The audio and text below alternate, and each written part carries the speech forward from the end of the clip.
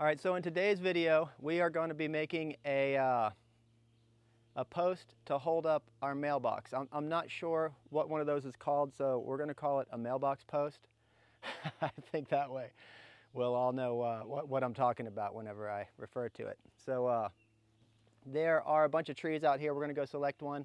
But before we do that, we're going to take a look at the proper drawing that I done. So you guys can see like what we're kind of aiming towards, and it'll help you follow the steps along the way. So let's break out the drawing. So this will give you guys an idea of what we're actually trying to achieve as we are going through the steps today. This will get you better, enable you to follow along.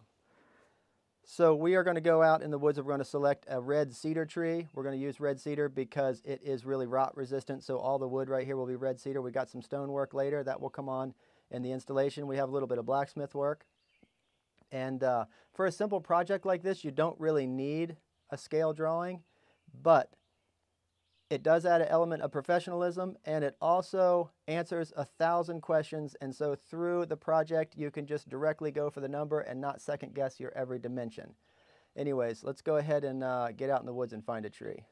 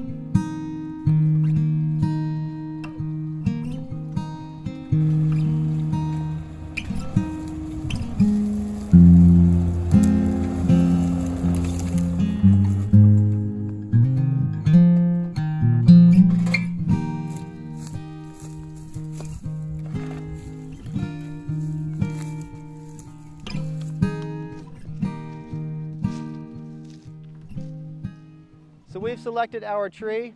It's that one right there behind me. You can see it has a lot of damage done to it from the guys coming up through here keeping this right away nice and clear. They have to limit up every time they come up through here, so it doesn't have much of a future as far as being a really nice tree goes. And we're going to use this one so we don't go in the forest and select an actual really nice tree. This one's already damaged. Anyways, I'm going to try to wedge it and get it to fall back into the woods. However, cedar trees are pretty light in general, and their whole canopy is really, really stiff and rigid. And so when you cut them down, they don't really have that much of a desire to fall. They kind of just want to hang up in all the trees. And you can see behind there, it's really, really thick. So I'm going to wedge it and try to get it to fall into the woods, but I have a sneaking suspicion it might get hung up. If it falls, we'll be really lucky, but let's see what happens. Hope for the best.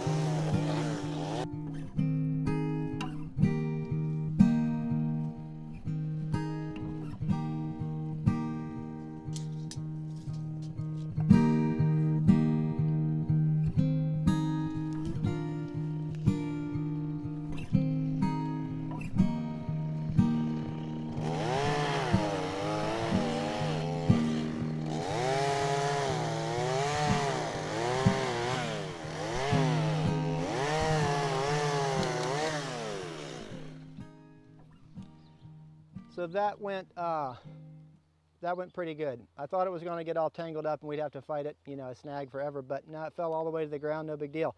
We got it limbed up, and there is a lot of knots on this log, a whole lot of knots, but that's going to definitely haunt us the entire job. That's terrible, but it'll still work. So let's go ahead and get a tractor on this thing and get it down to the mill and start cutting it up.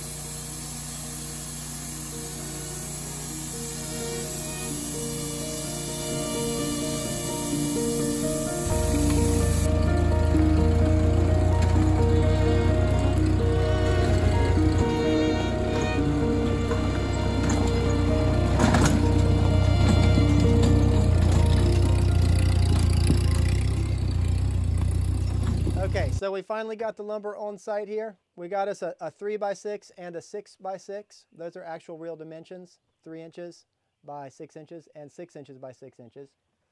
So the next phase of the game is to reference our drawing and then start laying out and cutting out. So let's go ahead and take a look at the drawing. So clearly this is a fairly simple project, and it's made up of 2 main components here. We have a 6x6 that measures 75 inches and a 3x6 that measures 39. So we're going to go ahead and cut these to length, and they'll be more manageable, and we'll get rid of all the scrap, and then we got to start laying out our chamfers and our mortise.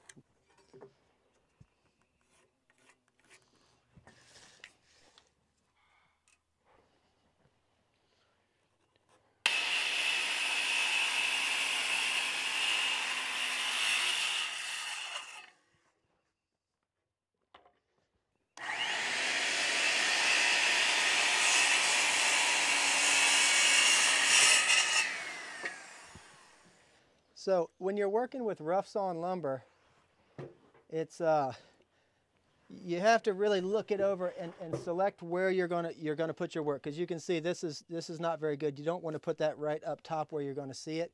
For us, it's not going to mess us up because we're going to cut it off. But even if we couldn't cut it off, we could hide it down in the foundation, you know, below our stones and everything. So you kind of got to look at that and find out where your checks and your knots and think about your chamfers and everything. That working with rough sawn lumber is a little different than regular store-bought lumber, but all right, we got it figured out here what we're going to do. Let's mark it out.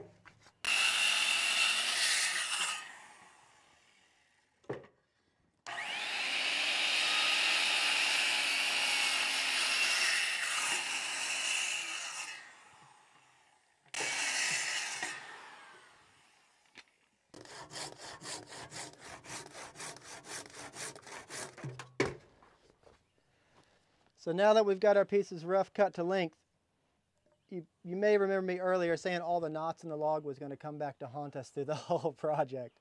And this will start to show you what I'm talking about. You can see there's knots everywhere, and really in an ideal world we would have none of those knots, because we have to hand cut like a detail on the top, and we got to cut a big mortise.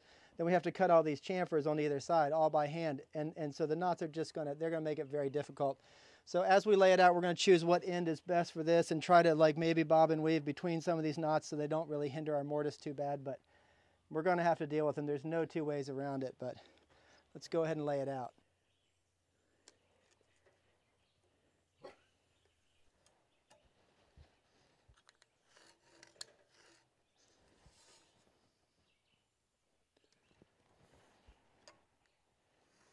Okay, so we're going to start laying out the details on the top of the post. And you can see right here is the detail on the top of the post. Not very complicated, but how we're going to do that is anytime I get like open a bandsaw blade or something, or anything that comes with this little cardstock, I always save this cardstock because it's really good for making patterns, for laying out different details. And you can cut a rough cut with your scissors like this, and if your scissor flow isn't very good, you can shape it with a sanding block to really get a good flow. And I think my scissor flow here is going to be plenty good for the application that we have here.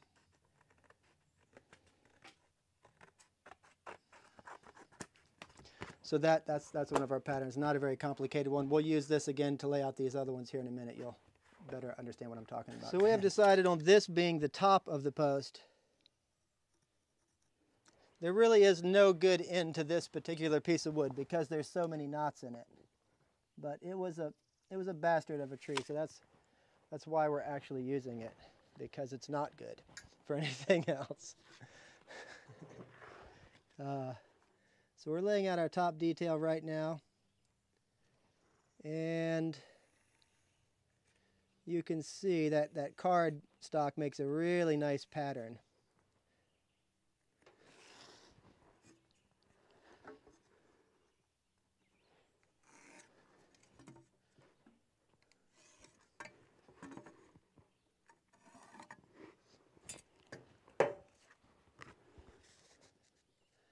And this is just simply a portion of a radius. It's not like a fancy ellipse or any sort of a French curve or anything.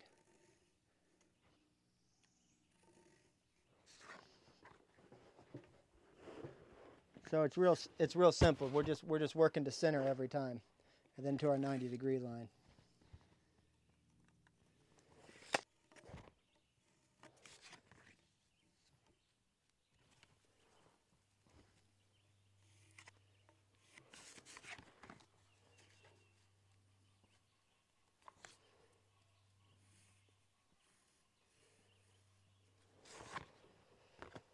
Okay, so that's pretty much wrapped up our layout on the top there. There's going to be a little bit of hand shaping you can see, and you can see right where we're doing all the hand shaping, there's big knots. So that's going to make it difficult. It won't affect anything other than just making it hard to work, but the product will still be fine, the end product. Anyways, let's continue our layout. All right, so we got the top detail of our post all laid out. The next thing we're going to lay out are these chamfers. You can see they taper here, and they taper here, bigger to smaller. So we got to go lay those out. Let's go back to the 6x6. Because we took time to make that that silly scale drawing, we don't have to sit here and second guess and then hold the tape measure back and eyeball it and waste our energy. We can just go directly to the mark. And that's a big advantage. And so it seems like for a silly little project, what a waste of time to draw the picture. But I think ultimately it saves time. So we have the base of the mailbox is going to be stoned to a certain portion. And then we want our chamfers to start there. And we don't want the chamfers to actually go down and be absorbed by the stone. That would be a total mistake. And so that's why it's critical to put them in the right place. And when you can just reference the drawing, that makes it really easy. All right, we're in the mid stage of laying out our chamfers right here. This may be boring to a lot of you, but it might not be to some of you. So I'm going to have to explain a little bit of detail. Please forgive me. So we varied a little bit from the plan. We decided that parallel chamfers at the bottom and then tapering chamfers at the top are going to look better. It's going to give it more of a stout look. And so we have all our parallel lines drawn right here on our parallel chamfers, and so far we have our tapered lines here. But to round out the top of our chamfers, we just have this nice little tin that we have found, and we're going to use that as our pattern because it has a nice flow to it. It's also really light and very convenient.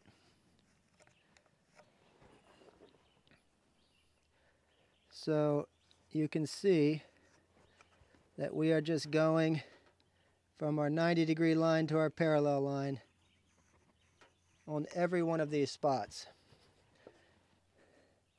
And it will start to make sense. I haven't been very descriptive because I just assume everybody knows what I'm talking about here, but maybe I should explain a little bit more detail here. Once I get it laid out, I will give you another look, and you'll be able to better understand what it is we're actually doing.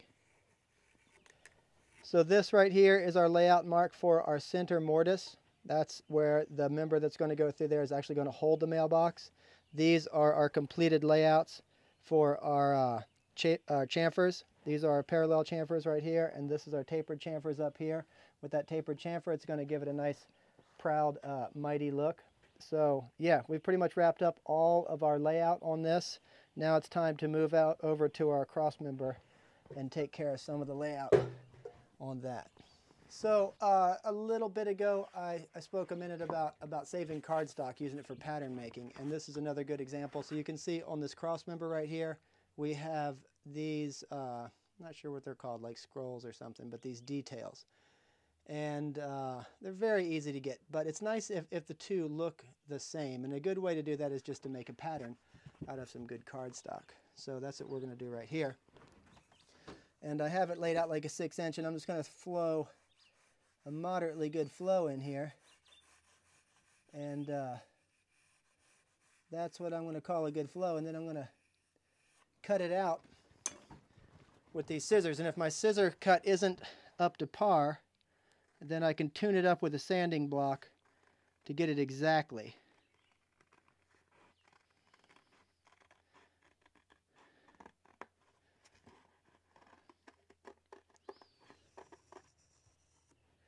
With this cardstock, you can just manipulate it easily to any sort of pattern or curve that you want and achieve symmetry. Okay, we have all of our layout done. Now it's time to do some shaping. And so the easiest piece to shape is going to be this cross member right here. So that's the one we're not going to shape now. We're going to save that one. We'll save that one for later. And we'll start on the hardest one. The hardest one is going to be the upright post. It has some complicated chamfers and a fancy little detail up here. But the hardest part is going to be this mortise right here. So we're going to go ahead and start there and get that out of the way. Let's tear in. So this is a pretty big cut right here. This is a big cut to make. This is 6 inches by 3 inches. That's a lot of wood to move. So we're going to start and we're going to score around the edges the best we can and go ahead and get like a little bit of an establishment on both sides, and then we're actually going to plunge cut through with the chainsaw. And that will really, really speed things up. The chainsaw is not very accurate, so we got to score it and get our accuracy with the chisel. So let's go ahead and start scoring.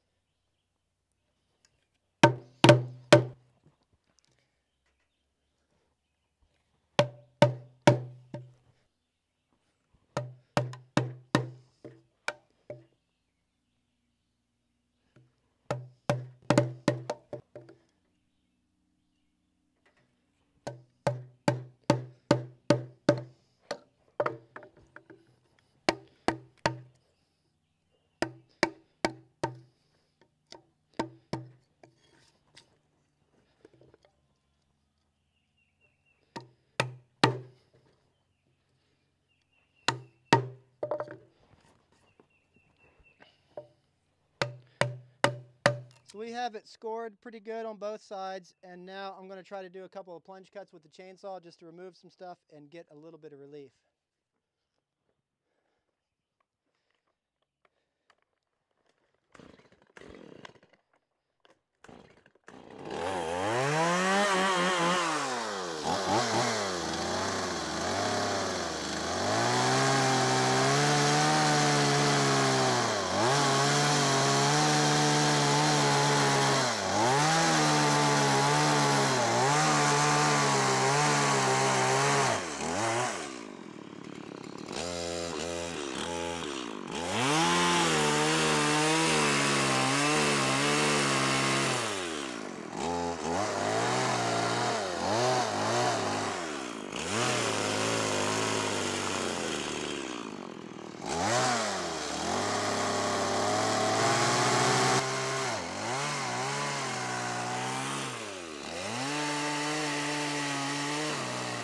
So we didn't need to get much accuracy with that. We just need to get 2 cuts because that will enable us to hog out that volume of the center wood really, really quickly.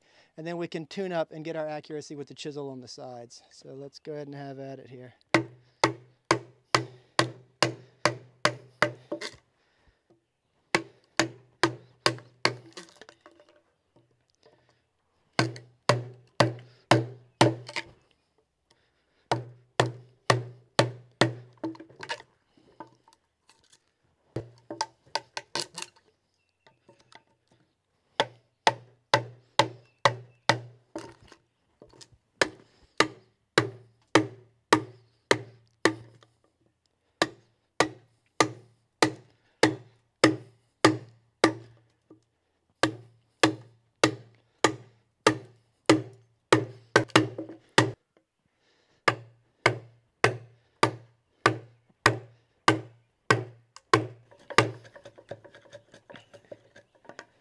Okay, that is pretty much that. On that mortise now we have to move up to the top detail and Just in case if anybody was wondering how hot out here, it is. I'm sure everybody must be wondering that. I'm sure nobody really cares, but it's proper like 97 and probably like 70% humidity, so absolutely vicious out here. But we're gonna move up and start cutting out this top detail right now. Let's go ahead and tear into that. To start on this top detail here, we're gonna make a couple of rough out cuts with the saw. That'll give us a little bit better control and also a little better efficiency.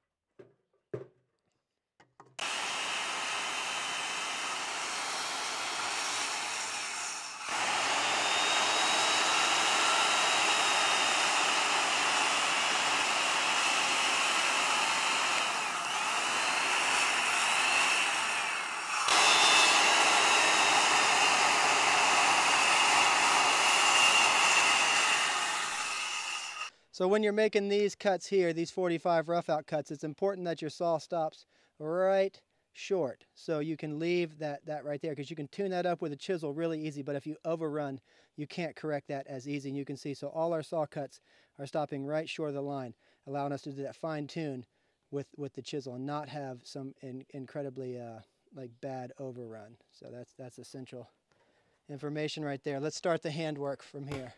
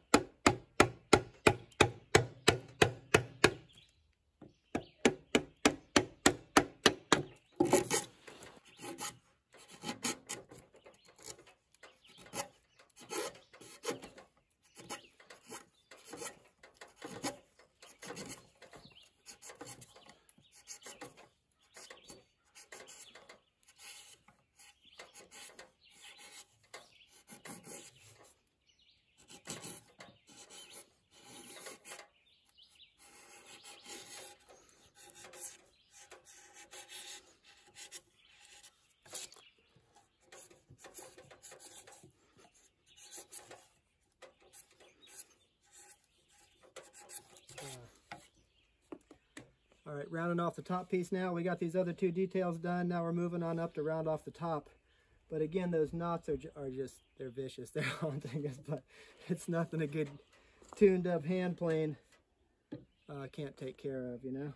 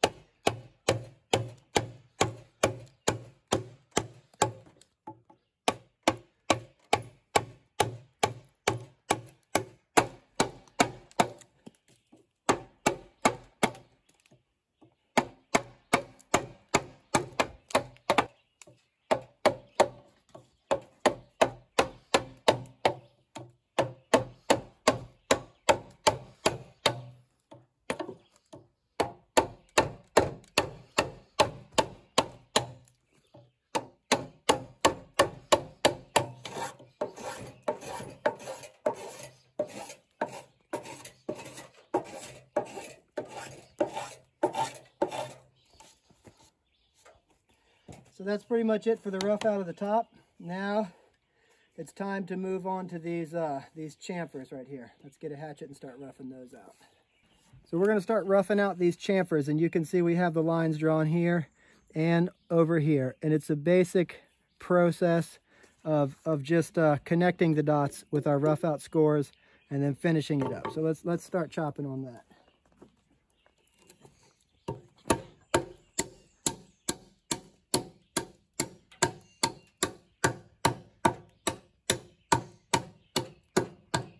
You can only get so close on the ends. You got to tune that up with a chisel. We just got to go from line to line to stop it from blowing out right there. Again, rough out that end and then move on.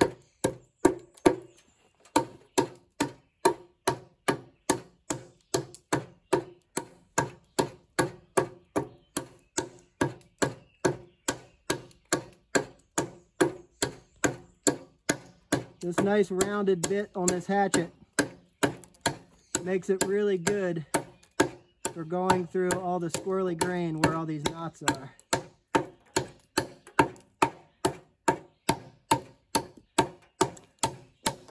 So that is a rough out right there. Now we got to tune it up a little bit. We're only going to get so close with the hatchet, and then we'll switch over to a spoke shave or a hand plane.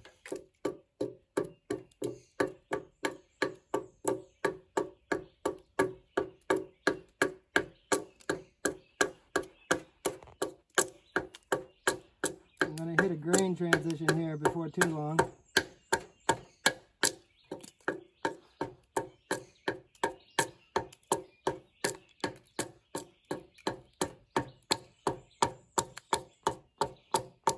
There we are.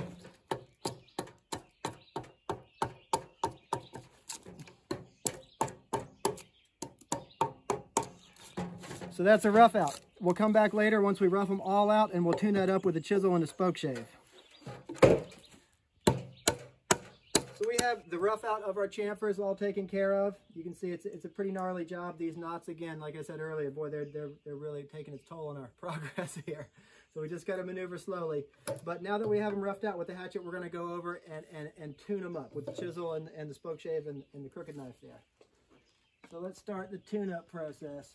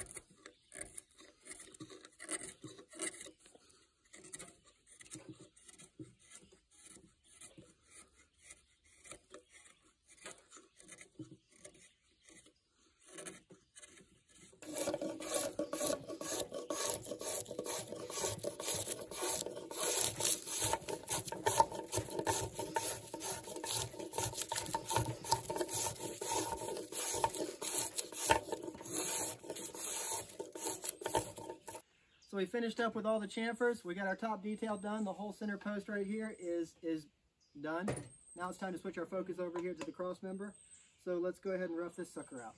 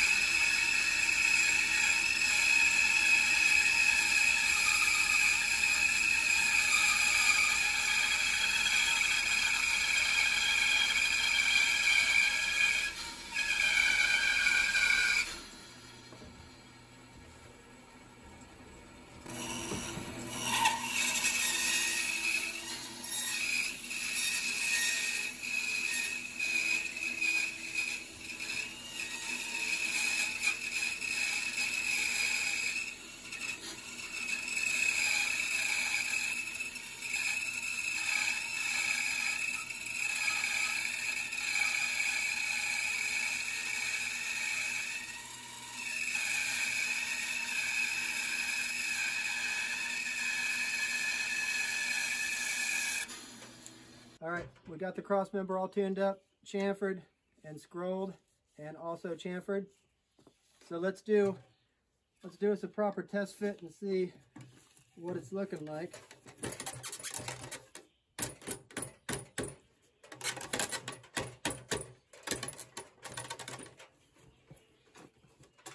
That looks like a fairly good fit right there.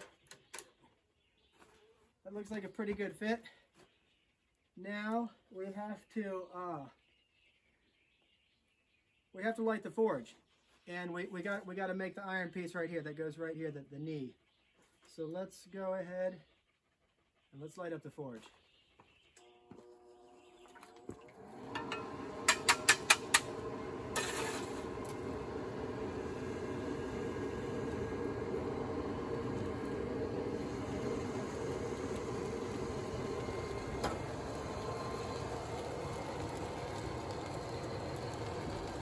So the piece of hardware that we're actually going to be making on the forge goes exactly right here. It's this iron hanging knee, and it's made up of two different main components. This L bracket right here, and then the scroll. Then it rivets on here and rivets on there, then it has lag bolts that attach it to the actual frame. So that's the piece we're building on the forge right now. So our fire is not quite ready, it's almost there, but we are running short of daylight, so we're going to go ahead and try to soak up the heat on this piece of 1x1/4.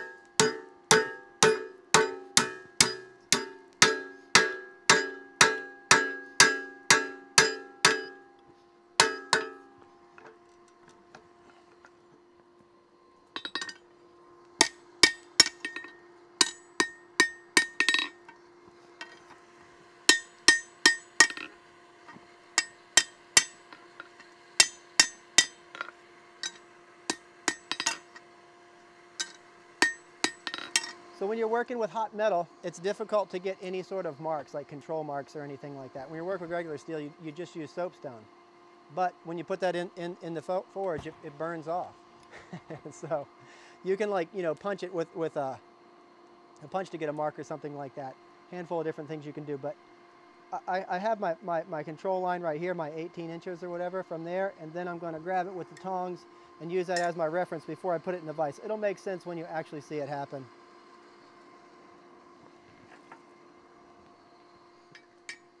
So see, I can measure right down to that mark. Then I have my mark locked right there. So I set it there, and that gives me 100% what I was after without having to make any marks on the actual steel.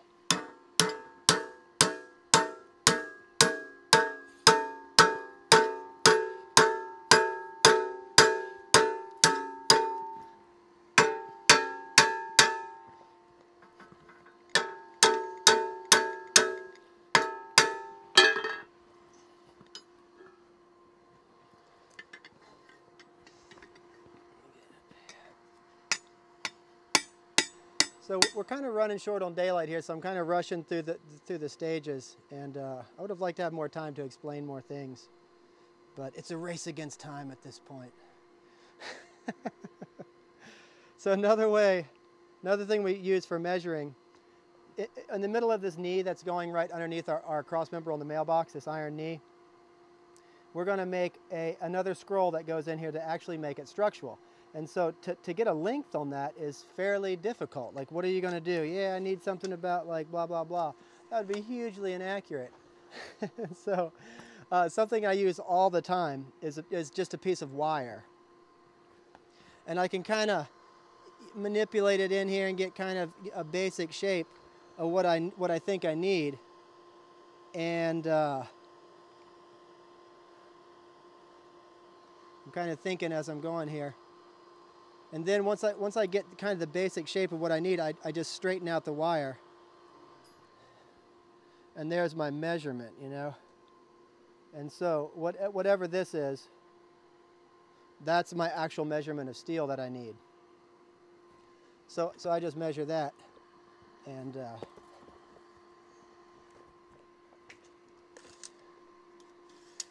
now I have it, 25 inches.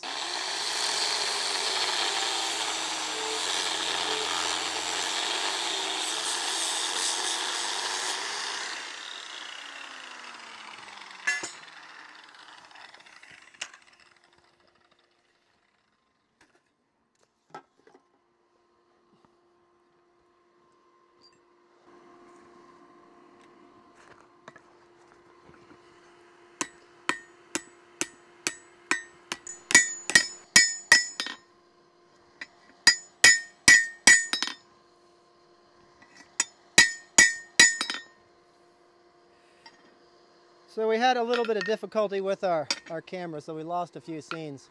But this is the lower scroll that goes on the knee. And we're going to give it a fit right here to see how close to fitting it is. And you can see that's looking pretty good, right about in there. But without any question, we're running out of daylight. So we're going to go ahead and wrap it up for tonight and resume tomorrow.